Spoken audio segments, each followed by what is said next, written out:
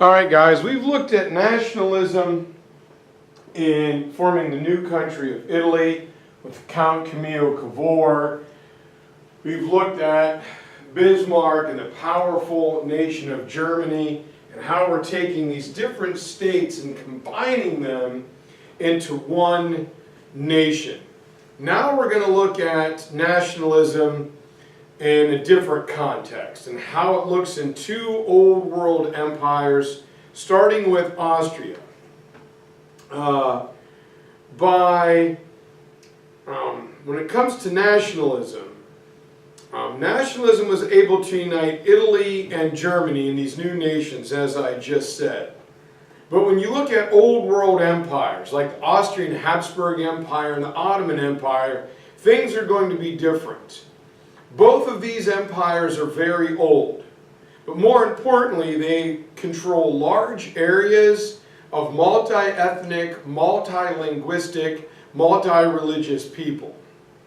And some of these different ethnic groups begin to feel that each one of them should have a country of their own. They want to break free from their old world masters. And by the year 1800, the Austrian Habsburg Empire was the oldest dynasty in Europe. Whoops. Come on here. Turn on. All right. We'll do it this way. And while they were the oldest dynasty in Europe, they controlled this massive amount of territory. From much of Eastern Europe, from the Ukraine into Poland, for what is today the Czech Republic and Slovakia, Poland, and a large part of what is today is Hungary. And this empire is large, multi-ethnic, multi-religious, and diverse. And since the conclusion of the Congress of Vienna in 1815, Austrian Habsburg Emperor Francis I and his Prime Minister, good old Clemens von Metternich, that guy who wanted to maintain the monarchical system in Europe, worked hard to reassert their own absolutism throughout the empire. Any writings or any speech that contained the single word Constitution was outlawed. And while everyone around them was rapidly industrializing from the Industrial Revolution, they had heard of the American Revolution and the Latin American Revolutions and the scary specter of Napoleon and the French Revolution, they decided to stay traditional. We're going to stay with the old way of doing things. We're going to run 42 dive, all right, that's years ago old football play. It's the most simplistic thing, but if they can't stop it, then why are we going to stop using it? Problem is, it was old. It was outdated. This monarchical system just wasn't going to work. And they tried to hold it off by limiting the amount of industrialization inside their empire. And when they try and stymie it and suppress it, it has the opposite effect. They only succeed in angering and spreading discontent among their workers and amongst their people. They stifled the growth of cities. They didn't want cities to grow big. And in some areas, this stifling of the cities and stifling of industrialization will help promote the idea of socialism and Karl Marx's ideas. Everyone was contained. Everyone was constrained. You had no freedoms. And the Austrian Habsburg Empire were governing an empire made up of 50 million people. But only 25%, only 1/4, were German-speaking Austrians. So that means the other 75–80% of the people were different. And they had their own nationalist feelings and demands. But instead of talking to their people, the rulers of Austria literally said, "We don't have people, we have subjects. All right, you are not going to ask us what to do, and we're not going to ask you. We are going to tell you, and you are going to do it." So the Austrian Habsburgs will ignore these pleas.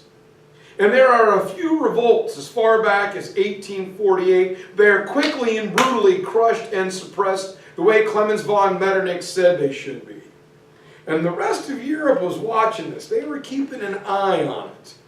Everyone else is modernizing. Everyone else is industrializing.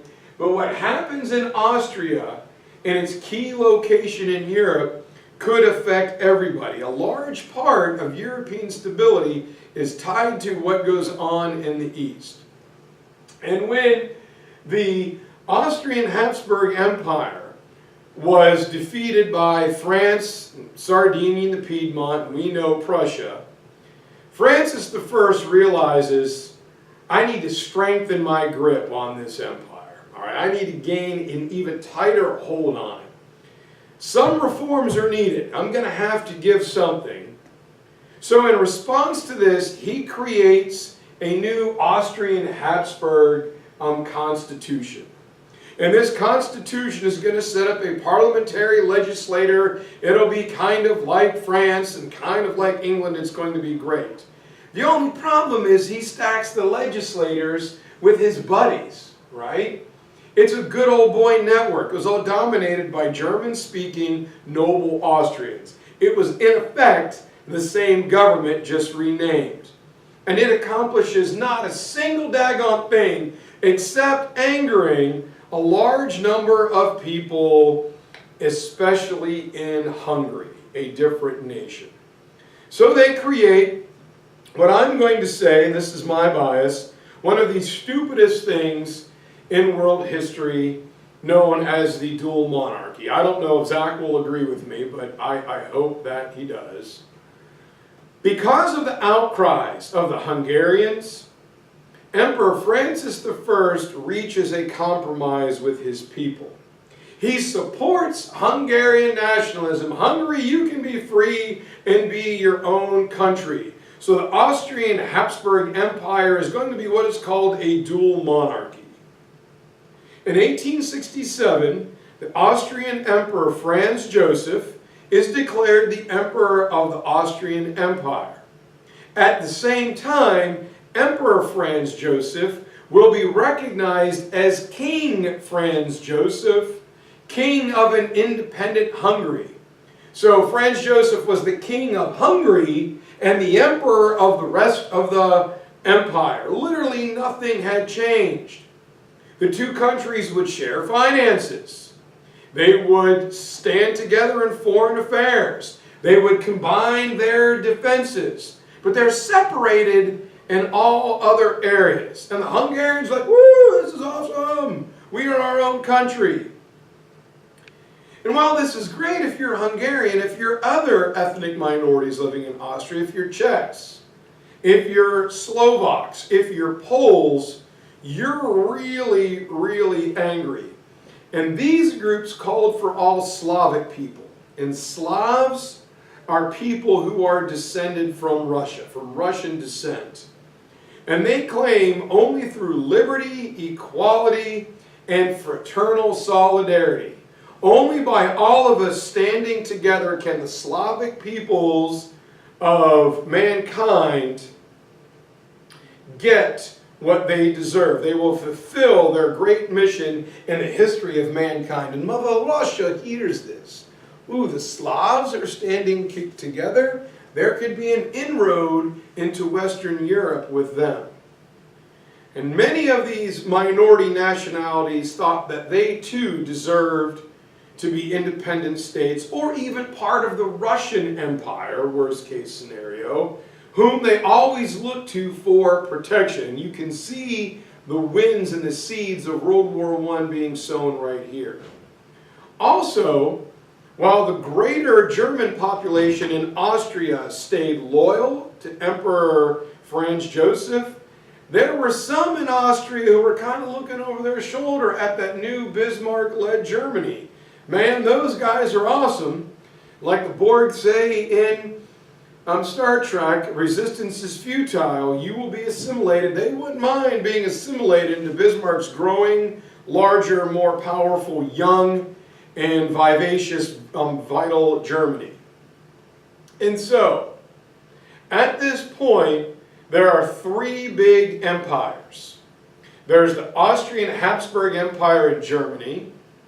Or there's the Austrian Habsburg Empire, number one. Number two, we have Germany. And number three is Mother Russia.